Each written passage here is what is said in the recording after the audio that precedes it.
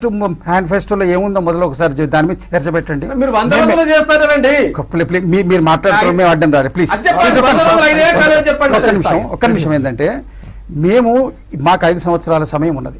ఈ 5 సంవత్సరాల సమయం లోపల ఒక్క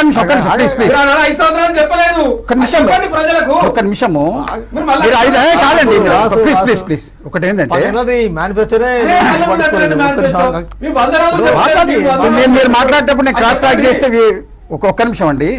ఇదే ఇప్పుడు ఒకటి ఏంటంటే వాళ్ళు మీరు టెంపుల్స్ మీద ప్రయారిటీ ఇవ్వలేదని మేము అనలేదు. మీరు చెప్పినంత చేయలేదు.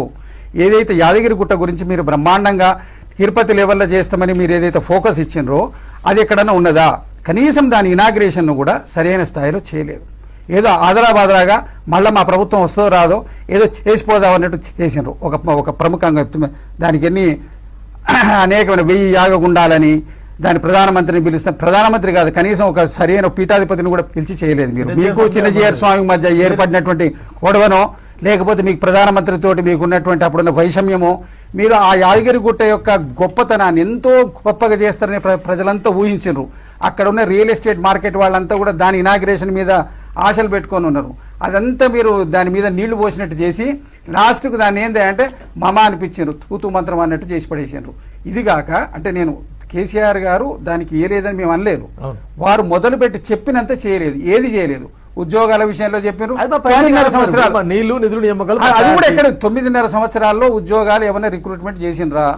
మీరు మీ ప్రాజెక్టులు పూర్తి చేసినటువంటి కాళేశ్వరం ప్రాజెక్టు పరిస్థితి ఏంది దేశవ్యాప్తంగా చర్చించుకుంటారు, పార్లమెంట్లో కూడా మాట్లాడుతున్నారు.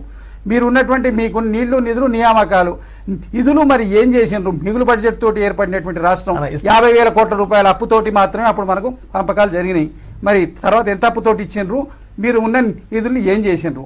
ఇవాళ మూసీ గురించి మీరు మాట్లాడుతున్నారు. మూసీ ప్రాజెక్ట్ మీరు కాళేశ్వరం మొదలుపెట్టే రోజు డబ్బులు ఉన్నాయా మీ దగ్గర? ఇవాళ మనం ఒక ఇల్లు మొదలు పెడతామండి, దానికి అవతల నుంచి మనం తెచ్చుకుంటాం కదా. ఉట్టిగానే దాని మీద ఏదో మాట్లాడితే కరెక్ట్ అండి. ప్రయారిటీ తోటి వెళ్తున్నారు ముఖ్యమంత్రి గారు. ఇక్కడ టూరిజం డెవలప్మెంట్ ఒకటే కాక ఇక్కడ ఉన్నటువంటి చారిత్రక నేపథ్యాన్ని ప్రపంచానికి తెలియజేసేటువంటి గొప్ప ప్రయత్నం చేస్తున్నారు. దాన్ని స్వాగతించండి. మీరు కనీసం దేవతల దగ్గర మీరు సిన్సియర్గా ఉండండి. తప్పకుండా వెంకట్ గారు, తప్పకుండా. ఎందుకంటే